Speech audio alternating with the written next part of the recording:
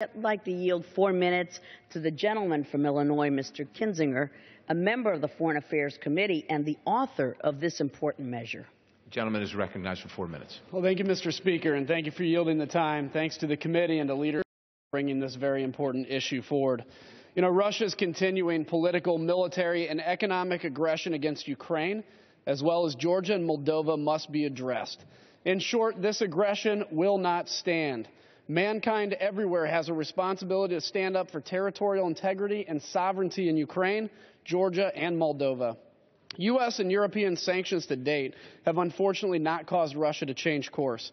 It's imperative that this body continues to pressure Russia and remain focused on exposing their illegal actions.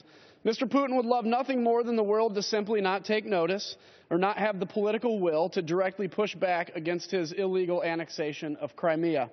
In fact, there's some who would promote a policy of appeasement for political, business, or other purposes against Russia. That approach is woefully short-sighted and naive and underestimates what Mr. Putin's regime is capable of throughout Eastern Europe and now, unfortunately, the Middle East.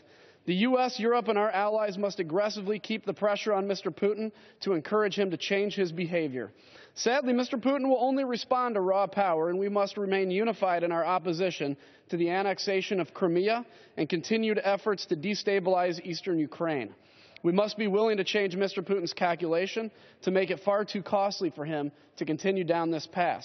My constituents in Illinois have been shocked by Russia's military aggression into Ukraine, and over the past year, they've been afraid that we're moving into a second Cold War.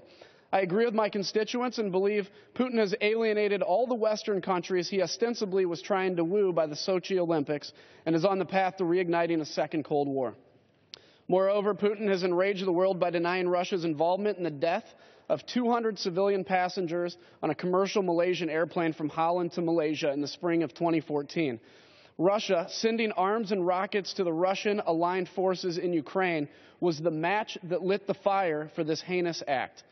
On another note, I've had the opportunity to visit the country of Georgia on several occasions over the past few years and have been impressed with its people and their political aspirations. I've personally witnessed Russian troops in Georgia where they continue to occupy Abkhazia and South Ossetia. In the same way Crimea should be returned to Ukraine, Russia should immediately withdraw its troops from Georgia. The recent treaty between Georgia's Abkhazia region and the Russian Federation is a farce. Abkhazia and South Ossetia remain integral parts of Georgia and deserve to be part of an independent, sovereign Georgia. It's long past time to stand up to Mr. Putin and his wars of opportunities in Georgia, Moldova, and Ukraine, and would urge my colleagues to support the measure. Lastly, I'd be remiss if I did not thank Chairman Royce for his strong leadership on this and many other issues that have come before the Foreign Affairs Committee this past Congress. It's been an absolute pleasure to serve on the House Foreign Affairs Committee. The past 2 years have been an extremely tumultuous time for the world. I'm extremely proud of this committee's work to directly confront the problems quickly and with clear, unified voice. While I can't thank everyone, I would like to specifically thank the following staff for their tremendous diligence and hard work: Tom Sheehy, Edward Burrier, Doug Say, and Elizabeth Hang, and out of my personal office, Michael Essington. You've been wonderful to work for in this committee, and I'm sure you'll continue the hard work into next Congress as we confront a world that is severely lacking in global American leadership. And with that, I yield back.